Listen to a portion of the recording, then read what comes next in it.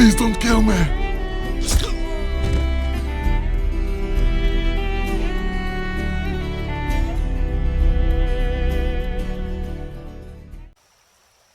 Welcome back, everyone. Today we are going to talk about one of my favorite all-time skills.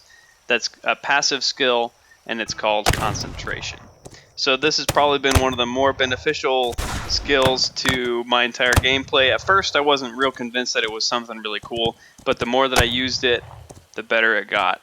So to start it off, concentration costs $12.50 to start. Now, some of the names that you could get will give this to you, which is beneficial. But what it does is it slows time down at full draw, whether you're on your bow or full reticle close when you're using a weapon of any other sort. Now, that's the only two things that it works for. It doesn't work for knife or for the tomahawk. It relies on your stamina to drain. So essentially, the more stamina that you have, the longer drain time you have, or the longer time you can be in concentration. On weapons, you can still hold it, and you can get off more than one shot with a weapon that has 2 or more shots loaded. And on a bow, it doesn't do the concentration back to back. You have to wait for that full draw effect to happen each time with the bow. So your enemies will have a chance to advance during each of those wait times. So if you're using a hunter's bow or an ancestor bow with a real quick reticle closing, you're much better off instead of an eagle bow or a war bow that have a longer closing time.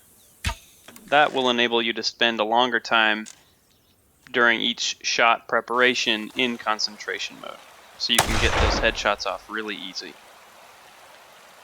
So it's under Hunter, and the percentages increase between each of the tiers for the upgrade of concentration itself are 20, 30, and 40 after the original. And it costs a total of $14,250 for all 4 upgrades. Each 9 points of stamina, when we're talking about concentration, is equivalent to 1 second of actual slow motion time. So the higher stamina that you have, the longer you'll be able to maintain concentration.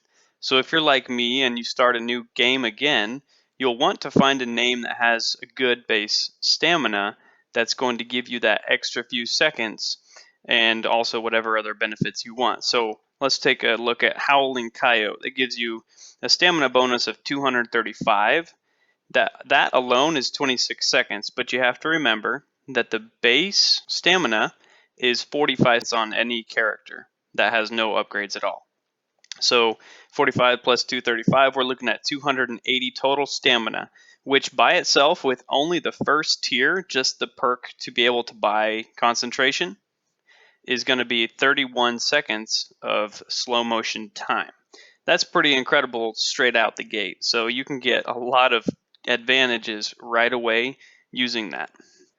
So again, talking more into the stamina, the endurance stamina under Scout does not affect the concentration bar.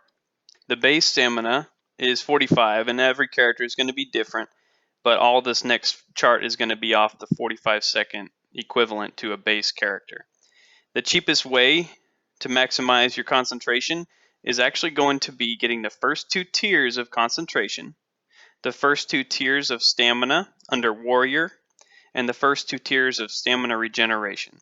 So that will give you a total of 55 extra stamina on top of that 45, and then it will give you a total of 50% stamina regeneration. So as you're using it up, you'll get a little buff of it slowing down to how much it eats every second. And so that will give you a max of around 20 seconds with those perks. And of course, if you have other stamina from your name, your starting name, you're going to be setting at almost up to a minute in different cases. And so if you do it that way and you only get the first 2 tiers of those 3, until later on, of course, even the extra few tiers are really beneficial because they can give you just a few more seconds each one. But if you stick with the 2 tiers of all 3 skills, then you're looking at only spending 10,000 skill points versus if you bought them all, it would be 28,000. So you're saving about 18,000 to maximize your stamina and to maximize your concentration ability in a relatively short game, if that's what you're going for.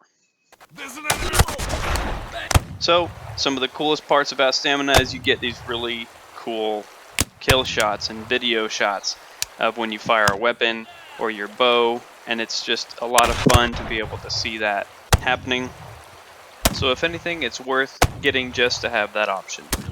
Be sure to check out the links below, and as usual, thanks for stopping by.